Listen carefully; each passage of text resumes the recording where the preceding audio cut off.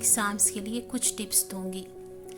बातें बहुत छोटी छोटी सी हैं लेकिन बड़ी काम की है। सबसे पहले आप अपने दिमाग से इस बात को निकालिए कि मैं तो कोरोना में ऑनलाइन था, ऑफलाइन था। मैंने पहले के स्टूडेंट की तरह एक यकसा पढ़ाई नहीं की। आपने बदलते हालात में कोरोना के अपने आप को वो डट के खड़े रहे। आपने अपना संयम बनाए रखा। You are already a winner. Okay, तो आप एग्ज़ाम तक आज पहुँचे हैं।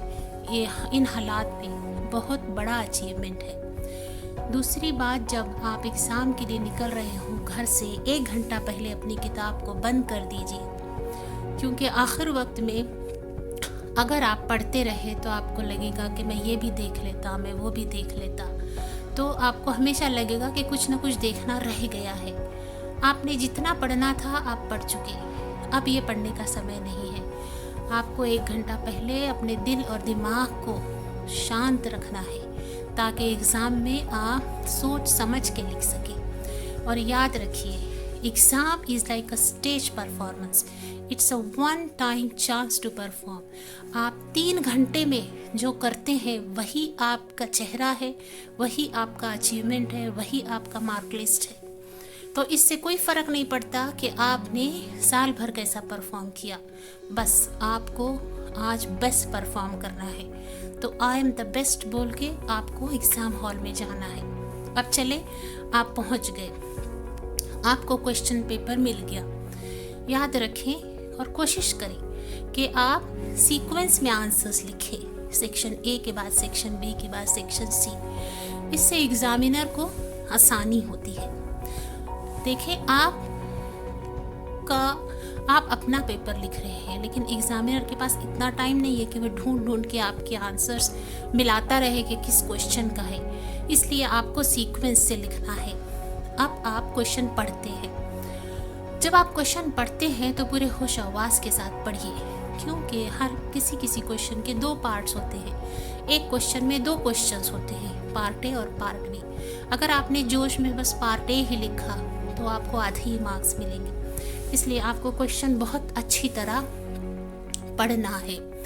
और आप याद रखें, आप कोई क्वेश्चन छोड़ने वाले नहीं हैं। देखें, कई बार ऐसा होता है, आंसर सेम होता है लेकिन उसी आंसर का क्वेश्चन अलग अलग तरीके से पूछा जाता है।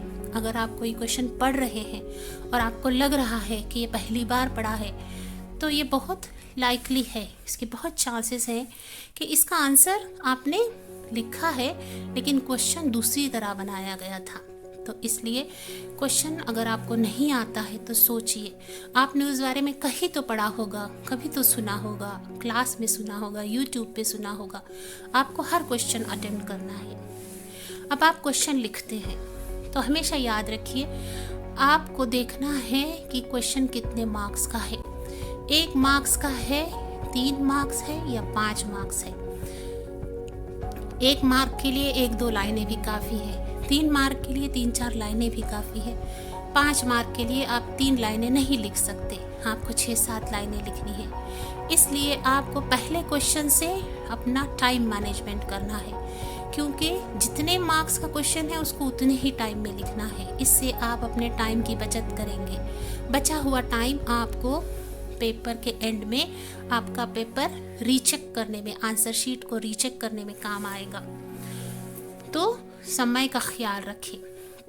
जब आप आंसर लिखेंगे तो 2 आंसर्स के बीच में 2 लाइन छोड़ दिया करें। अगर आपका कोई आंसर गलत आ रहा है तो उसको ज़्यादा स्क्रैच ना करें, उससे वो पेपर गंदा लगता है। याद रखिए, आपका पेपर ही आपका आईना है। एग्जामिनर आपको नहीं देख रहा है, वो आपका पेपर देख रहा है और उसके पास इतना समय नहीं है कि वो सारों के पेपर डिटेल में पढ़ता रहे।